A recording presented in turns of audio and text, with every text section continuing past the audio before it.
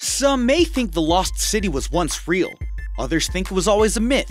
Here are 29 most incredible facts about the lost city of Atlantis, so you can decide for yourself. Alrighty then, megalomaniac, you have been noticed, but also greatly appreciated. Board Badger's on the decline in terms of popularity, and we want to know what you guys want to see. The core subscribers that are watching these videos and dropping those likes, I want to hear from you, so sound off in the comments below.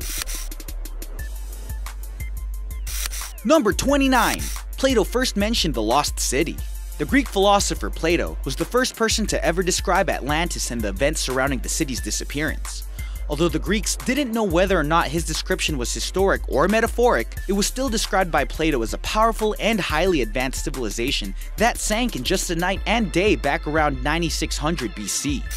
Number 28. It wasn't real. A lot of people think that the story of the lost city of Atlantis is exactly that, a story. They think that Plato created the story as his own vision of a perfect society that turns into the cautionary tale of the greed of man and the punishment that is sure to follow. It supposedly alluded to Greece's rise to power and the corruption of human greed that was turning the civilization into one that did things for their own personal goals instead of for the good of all. This is a more popular belief since there hasn't ever been another account of Atlantis, nor has any trace of it has been found. But we still have faith. There have been other lost cities found before. Number 27. How the story spread. Since the writings of Atlantis were such a minor part of Plato's work, you might think that it's surprising that the stories of the forgotten city became so popular. The reason for the popularity was due to many of the utopian works written by Renaissance writers who spun the story into something everyone wanted to read. Number 26. Atlantis sunk 9,000 years before Plato wrote about it. According to his writings in Critias, Plato says that he heard about the story of Atlantis from his great-grandfather, who had learned the tale from an Athenian named Solon. Solon had heard the historic account from an Egyptian priest who had heard the story had been passed on throughout various religious figures and traders for the thousands of years before that. It's almost over 9,000!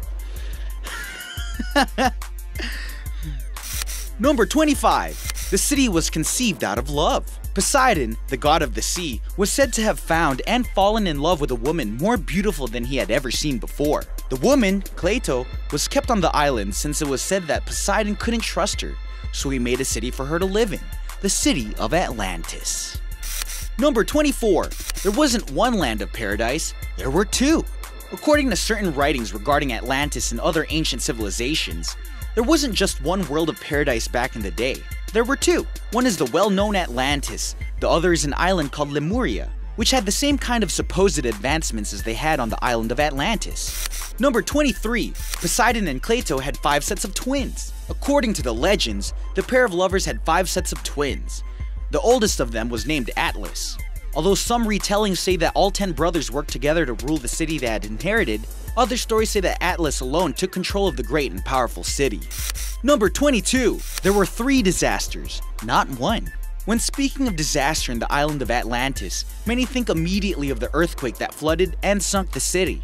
However, there are some accounts that recall 3 catastrophes, the last of which was the flood that ended the civilization. The 2 prior were supposedly another earthquake and a volcanic eruption. Number 21. The city's advances. According to most tales, the citizens of Atlantis had technology that far surpassed the time period they lived in. They supposedly had the technology to create electricity, they had the materials to make flying machines, and they could harness and utilize nuclear power to use as they pleased. All of these things weren't introduced into modern society for another 11,000 years. Number 20. The Garden of Eden and Atlantis were the same place. A writer named Ignatius Donnelly believed that the Garden of Eden from the Bible and the city of Atlantis were the same place. He wrote about it in his book, Atlantis, the Antediluvian World, which was published back in 1882. He also believes that the flood that drowned the island was the same great flood mentioned in the Bible. Number 19. The materials they used on their dwellings.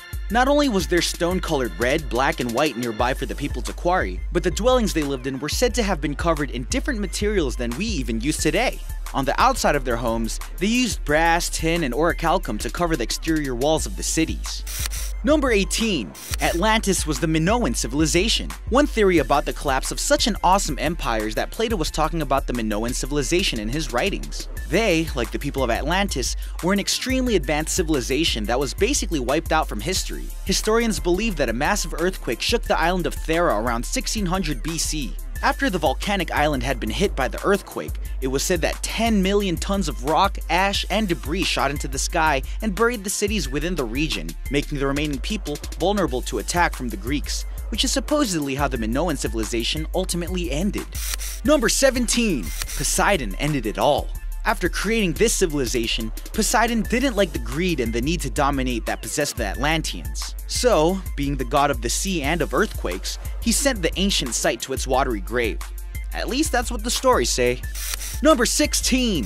The city's name. The name Atlantis was derived from Poseidon's son, Atlas. Later, the Atlantic Ocean was named after him too. Number 15. The people had incredible powers. According to some legends, the people of Atlantis had powers that controlled the weather and other things. It is said that they could bring about a thunderstorm and even modify volcanic eruptions to suit their needs. Since Poseidon was the god of the sea, it isn't all that surprising that his offspring and descendants have power over the weather. It does make us wonder whether or not they might have been able to save themselves if they indeed had the power over the elements. Perhaps Poseidon's power was just too much for them in the end. Number 14. There was a huge gold statue. Apparently, the sons of Poseidon created a vast temple in this city as a tribute to their father. On top of the temple stood a massive statue of Poseidon riding in a chariot driven by winged horses. The entire statue is said to be made of pure gold. Number 13. Plato paints a less than pleasant picture. In Plato's writing regarding the lost city, he describes the people as corrupt and hell-bent on dominating the world. In fact, he said that they had dominated a great part of the world before the Athenian race pushed them back and eventually defeated them.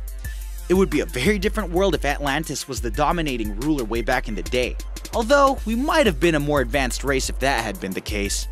Number 12. The story was a retelling of the Black Sea flood. Around 5600 BC, the Black Sea, which at the time was about half the size it is now, flooded shorelines and killed or dislocated thousands of citizens that lived in nearby areas. As those inhabitants scattered, they ran around recounting the story of the Great Flood, which could have been passed down to eventually be told to Plato, which he might have then later recounted in his works. Number 11. Plato wrote about Atlantis twice. Plato wrote about the lost city in two of his dialogues, the Timaeus and the Critias. Both were written around 330 BC. Each told a different account of the civilization. Number 10. Where the name Critias comes from. The name for his work Critias came from the name of the man who first told him about the ancient civilization, his great-grandfather. Number 9. Timaeus and Critias. In Plato's work Timaeus, he describes the island continent and how the Atlanteans had destroyed and taken over the entire known world, except for the parts where the Athenians lived. In this telling, the Atlanteans were a dominating and aggressive people that wanted to control the entire world. In Critias, Atlantis is described as the perfect and ideal society that we often hear about when discussing the lost city. Number 8. The sheer size. According to Plato, the island of Atlantis is larger than Libya in Asia Minor, which is now present-day Turkey, put together. It was a continent all on its own. The land supposedly had a mountainous range toward the northern part and along the coastline with a vast plains area to the south. Number 7. The people of Atlantis were aliens. It is believed that the inhabitants of the great city were extraterrestrial beings that came to Earth 50,000 years ago from the Lyrian star systems. On top of them being much taller and of fairer skin than us humans, they supposedly have a lifespan of 800 years or more. Number 6. Atlantis was Antarctica. If you believe the stories of Charles Hapgood, then the civilization that lived in Atlantis really lived on Antarctica. According to his book, Earth's Shifting Crust, Antarctica was once a northern floating continent. It says that the people of Atlantis lived on the continent, and when the land made a sudden shift to the freezing location it's in now, it killed the people who couldn't adapt. The book goes on to explain that the city of Atlantis is just buried under a whole lot of ice. With all this global warming going on in the past 2 decades, we'll probably be able to see if this theory is true, sooner rather than later. Number 5. The immense wealth. The illusion of wealth that surrounds the city is one that we all know well. This civilization was said to have advanced technology, incredible knowledge, precious metals, and access to materials that we can no longer find.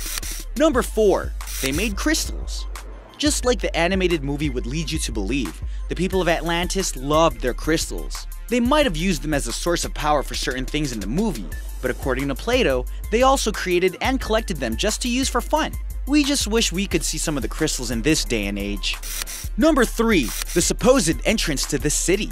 If you think Edgar Cayce is correct in his findings that he shares in his book on Atlantis, you would know where to find the entrance to the lost city. It isn't underwater, like the picture here may lead you, like many others, to believe. The Hall of Records, which leads to the city, is supposed to be located underneath the right paw of the Great Sphinx in Egypt. But don't rush off to Egypt to try and dig a hole. Edgar specifically says that the entrance will only open when it comes time. Of course, he never specifies when that time is. Number 2. The survivors spread throughout the world. There are a few accounts that claim that a few Atlanteans survived the collapse of their civilization and they spread throughout the world and divulged some of their secrets.